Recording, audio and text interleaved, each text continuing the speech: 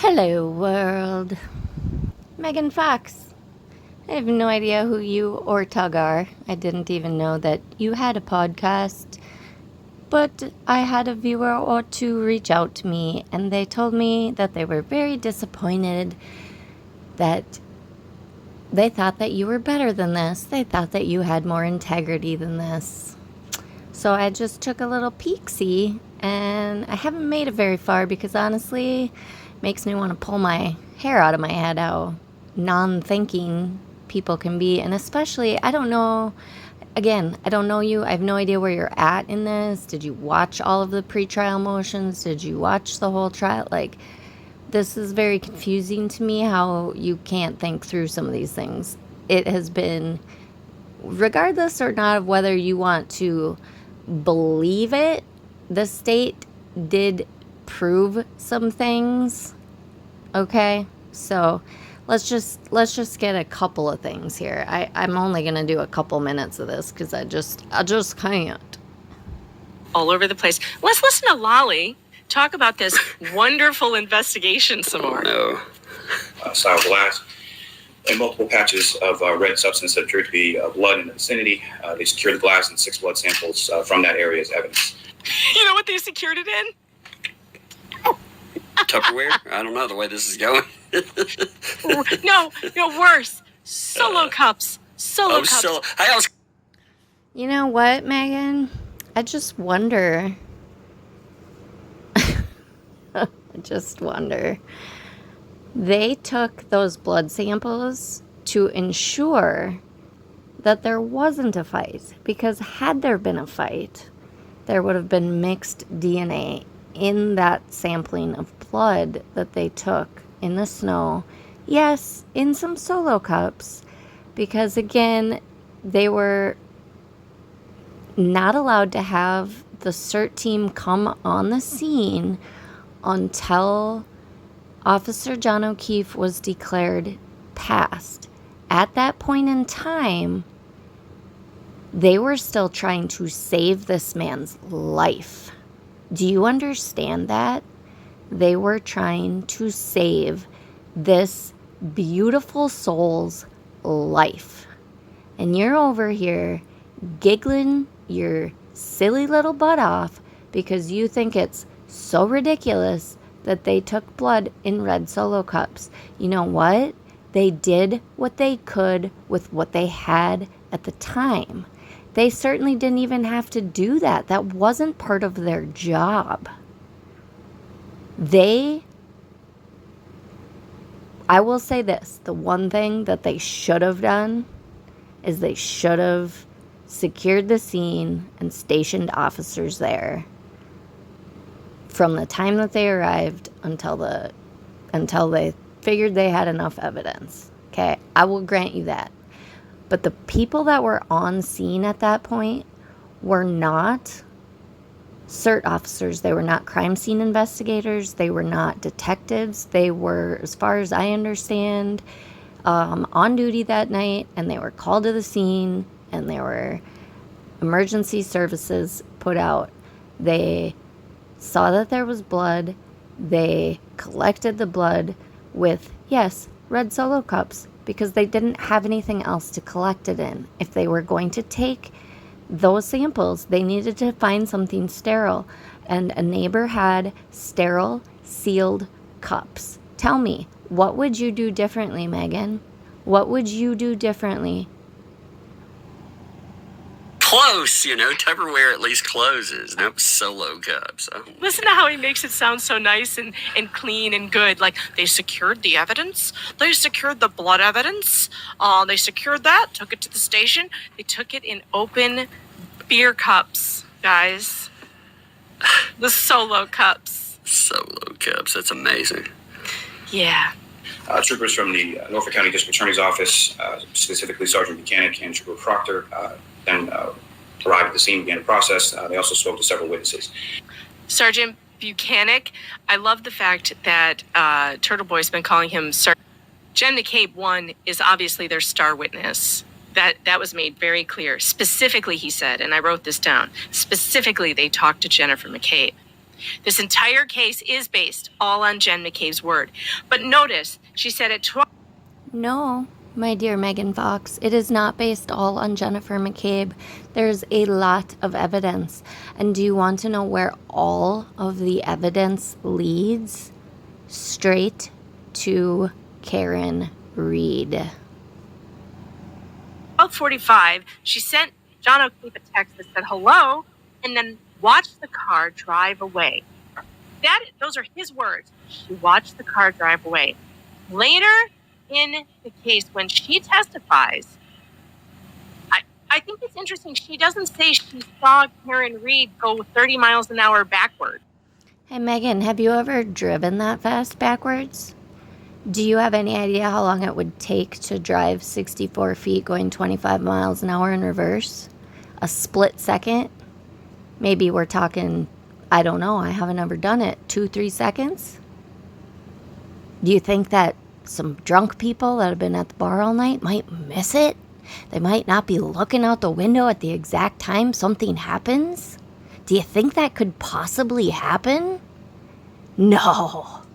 They're all eagle-eyed with their binoculars out, watching out that window because they know something's going to happen, right? No, they're expecting their friends. They've been out at the bar. They're sitting around drinking, shooting the shit. It's so ridiculous that nobody saw it. I don't know. If a tree fell in the woods and nobody saw it happen, does that mean it didn't happen, Megan Fox? Is that your intelligence level? She said she saw her drive away. How could she? There are cases that Karen Read went in reverse at 25 to 30 miles an hour. She reversed into him. Backwards. No. Oh, that's a lot different, Lolly. Yeah. Stated that the defendant told her about a cracked taillight on her vehicle. Once they arrived at the victim's home, while driving to the victim's house, the defendant stated to Ms. McCabe, "Could I have hit him? Did I hit him?" Could I have hit him? Did I hit him? You heard him say that, right? I did. Mm-hmm. That she said, "Could I have hit him? Did I hit him?" Hey, Megan, do you know how long Jennifer McCabe and Carrie Roberts were with Karen Read that morning? Do you want to know how many people they interacted with and how many different things came out of Karen Read's mouth? Do you think that Karen Read even has any idea what the hell came out of her mouth that day? He specifically said, were driving to the scene when Karen said, "Could I have hit him? Did I hit him?" Yes. Those were some accounts of one or two of the things that came out of Karen Read's mouth that morning. If you go back in the trial and you want to do your homework and be a reporter with ethics and integrity, go do your research. When Jen McCabe says that Karen said, "I hit him, I hit him, I hit him," she very clearly says that she said that to a emergency service person that was there trying to save John's life. She also said, yes, she said varying things to varying different people. But when she was talking to that particular person, I very clearly heard, and she looked over at the jury, which all of y'all that want to free a murderess want to say that that was so ridiculous of her to do. She is there to give the facts for the jury. The jury is the finder of facts. So who in the hell would you prefer that she speak to? Santa Claus? Santa Claus isn't going to be the decider of the facts. The jury is. She told the jury exactly what she heard, who she heard her say it to,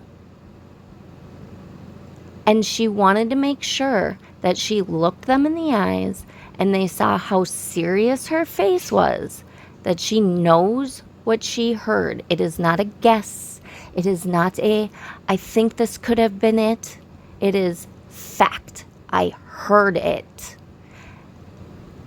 And if I remember correctly, I will have to go back and see if I'm remembering this correctly, but I do believe that the firefighter, or the ambulance lady gal, that went to school with Caitlin Albert. So she obviously has to know Caitlin Albert. I mean, they have to be really good friends, because there were pictures of them together on the same sports teams and at the same wedding and at the same baby shower. And I don't even know. It's like, do you not ever go to events? Do all of your friends know all of your friends? Because if that's the case, you live a very sheltered life. I have friends of friends of friends, some of which whom I become better friends with than the original friends in some cases. Okay? I'm often at weddings that I don't know a lot of people. I'm often in pictures with people that I've never met before. Why? Because I'm not a 5-year-old child that lives a sheltered life and only know the people in my kindergarten class, and that is it. Later in her testimony, when Jennifer McCabe takes the stand, she's going to all of a sudden claim that Karen said, I hit him, I hit him, I hit him. It's not a claim. When witnesses testify at trial, it is evidence. What they say on the stand under oath is evidence. Did you ever ask yourself why Karen Read is so excited and eager to talk to the media and talk to all of these people in society who she doesn't know, doesn't give a shit about, has no oath to, has no loyalty to, nothing? She'll talk her face off. But to take the stand in her own trial, where she is bound under law to tell the truth, and if proven that she's not telling the truth, there are of monumental proportions of consequences. Did you ever ask yourself that? Because I find that very strange. She is so innocent. She wants everybody and their brother-in-law to know about it.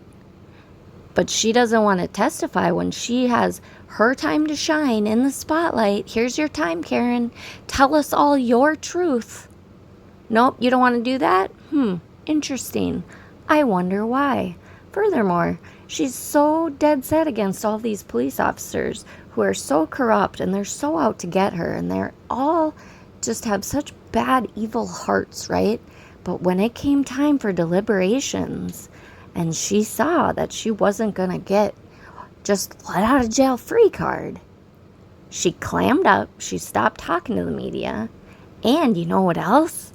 She very much welcomed the police officers walking back and forth with her to court so that she had security.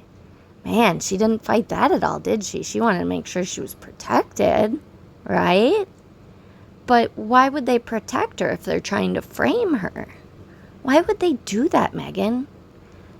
Karen, why did you accept that if they're so evil?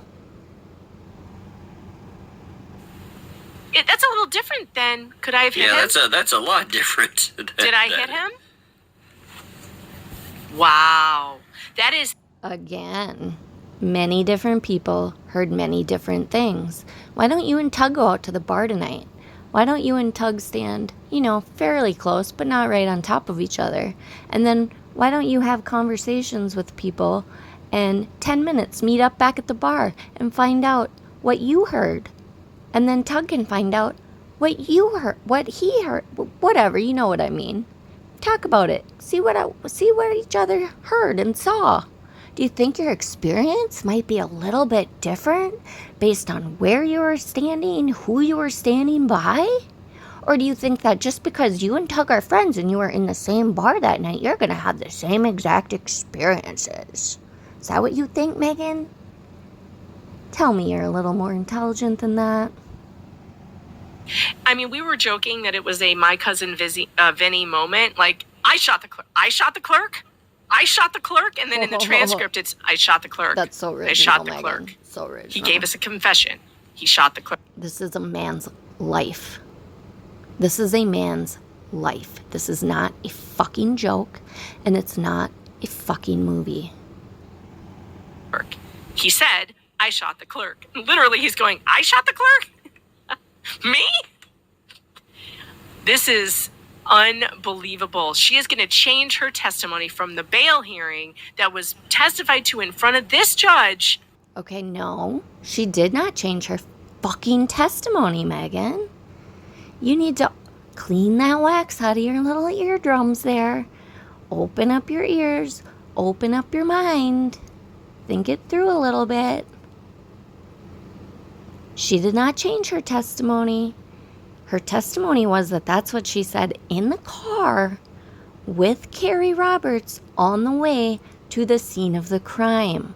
Once they arrived at the crime scene, lots of different things were said to a variety of people.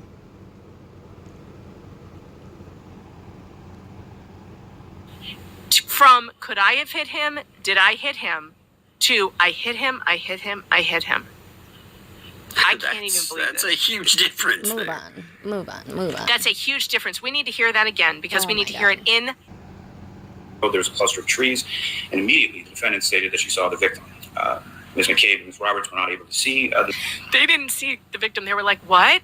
Where? Looking everywhere except for at the giant dead body in the middle of the front lawn. Probably. They're like, what body? What? Again, you disgust me. That's so disgusting. Carrie Roberts was John's one of his very best friends that he knew since high school. And this is how you're going to talk about him? That is disgusting, and it is not funny. No, they couldn't see him. It was pitch black. It was snowing. And John was under the snow. Carrie testified on the that she looked at Jen and said, she's fucking crazy. She still couldn't see him. She had stopped the car, cranked her body around to look, and she still couldn't see him, even though she saw Karen V-lining towards him. Why? Because of a number of things, those that I've already mentioned, but also that he had snow on him. Carrie didn't even know it was John until Karen started taking the snow off of his face.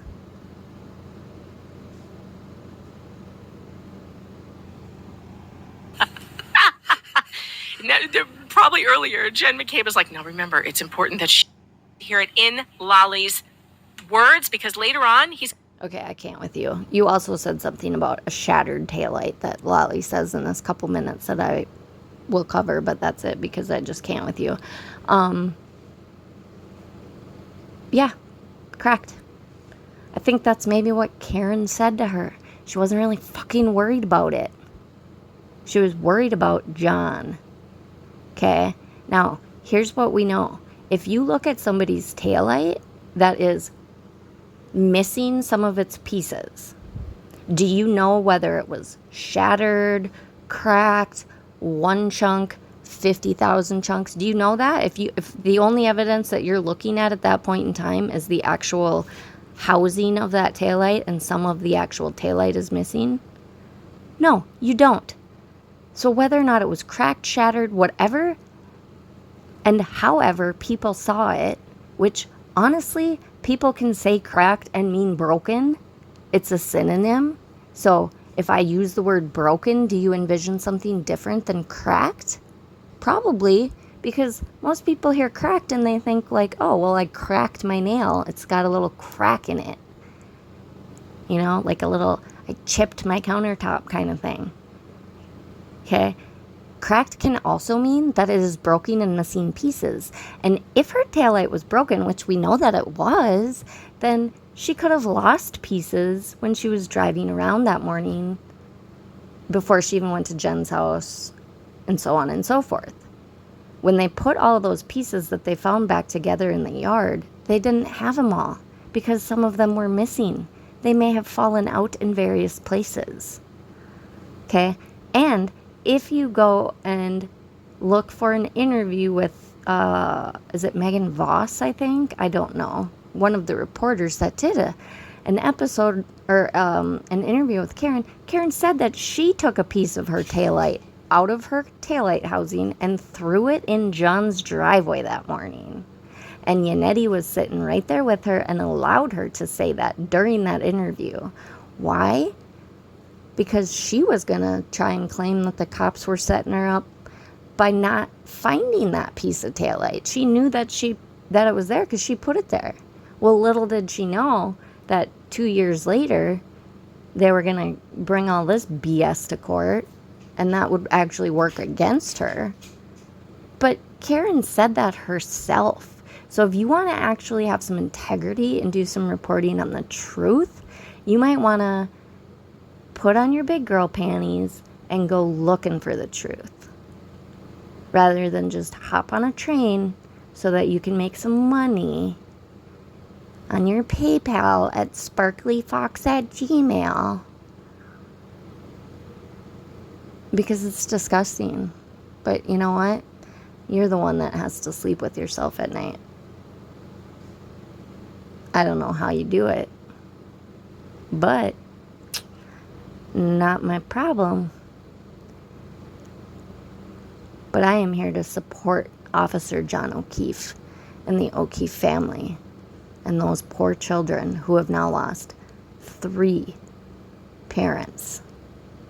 And their funkle, their beloved funkle, father uncle, was taken from them by a psychopathic, domestic violence, drunken breakup, rage, murder by Karen Read. And the evidence is there. She will be retried. And I have faith that both the Commonwealth will clean up their case and not worry about what these silly Hollywood lawyers want to say. They're just going to focus on their clean case and present it. And I have faith that the jurors will see it for exactly what it is. If you want to bank off of laughing and making fun of parts of a very tragic loss of life, I would encourage you to please go look in the mirror and ask yourself if that's the kind of person that you want to be, if that's the kind of world you want your friends, your kids, your loved ones living in. Because you're breeding that in our society by what you're doing. I am asking you to ask yourself if that's really what you want to be doing.